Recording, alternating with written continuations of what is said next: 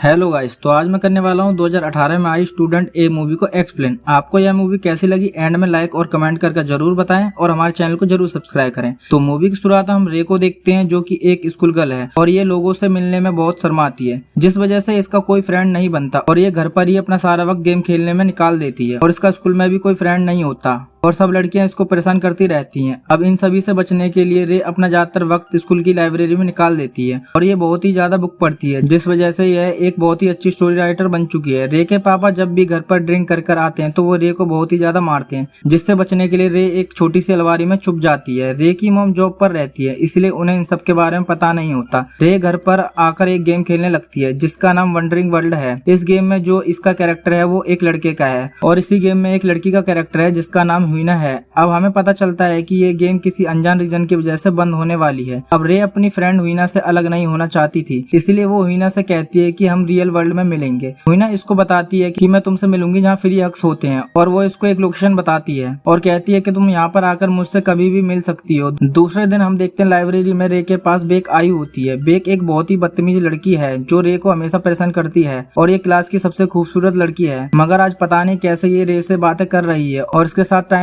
Spend कर रही है। ये रे से पूछती है कि तुम कंपटीशन के लिए कौन सी स्टोरी पर काम कर रही हो। मैं आप सबको बता दूं कि स्कूल में एक स्टोरी राइटर का कंपटीशन होने वाला है, जिसकी स्टोरी सबसे अच्छी होगी उसे प्राइज मिलेगा। इस कंपटीशन में रे और बेक दोनों ने भाग लिया है। बेक बहुत ही बेकार होती है, वो रे से अपनी बातें निकलवाने के लिए उससे अच्छे से बात करती है। रे भी खुश हो जाती है कि उससे कोई आज बात कर रहा है। वहीं हम देखते हैं यान को, जो कि रे का क्लासमेट है, जो कि रे का क्रश है। यान रे को बताता है कि मैं स्कूल का ड्रम ग्रुप ज्वाइन कर रहा हूँ क्योंकि मुझे ड्रम सीखना है और अगले दिन इसको ग्रुप में ऐड कर लिया जाता है। यह देखते ही देखते बहुत फेमस हो जाता है और यान फिर रे से बातें करने के लिए आता है। सब लड़कियां हैरान होकर सोचती हैं कि ये इस स्टूपिड लड़की के पास क्यों जा रहा है, मगर रे वहां से उठकर चली जाती है क्योंकि वो सोचती है कि यान के लिए वह सही लड़की है या नहीं। इस सवाल के जवाब के लिए वह हुईना के पास जाती है। हुईना वही गेम वाली लड़की है। बहुत मेहनत करने के बाद रे उस फ्री हक्स वाली लोकेशन को ढूंढ लेती है। हुईना उसे मिल जाती है जो कि एक डॉल के ड्रेस में होती है जो सभी को फ्री हक्स दे रही होती है। सबसे पहले मिलकर रे इसको सॉरी बोलती है कि गेम में इसका कैरेक्टर एक लड़के का था मगर रियल में यह एक लड़की है। फिर रे इसको अपनी लाइफ और यान के बारे में बताती है। ना कहीं बोलती नहीं थी, वो बस अपना फेस ऊपर नीचे हाँ या ना में हिलाकर देती थी, जिससे रे को इससे बात करने में बहुत ही आसानी होती है। क्लास में टीचर बोलता है कि रे और बेक की स्टोरी सेम है और हमें यहाँ पर पता चलता है कि बेक रे से झूठी दोस्ती का नाटक कर रही थी ताकि वो रे की स्टोरी चुरा सके। टीचर रे को गलत समझता और उसकी नहीं सुनता और इस वजह से सभी इसको और भी ज्यादा परेशान करने लगते हैं और अब बेक और यान भी एक दूसरे के साथ रिलेशनशिप में है। ये देख रे का दिल टूट जाता है और इससे भी ज्यादा बुरा ये होता है कि इसके सारे पैसे खत्म हो जाते हैं और ये अपने पापा के पॉकेट में से कुछ पैसे चुराने जाती है। अब ऐसा करते हुए इसका पापा इसे देख लेता है और इससे बहुत ही ज्यादा मारता है। अब इतना कुछ हो जाने की वजह से रे सोचती है कि मुझे अब जीना नहीं चाहिए, इसलिए यह हुईना से आखिरी बार बात करने के लिए जाती है। अब यहाँ पर हुईना अपना मास्क निकालती है और हमें यहाँ पर पता चलता है कि हुईना असल में लड़का है जिसका नाम जे है।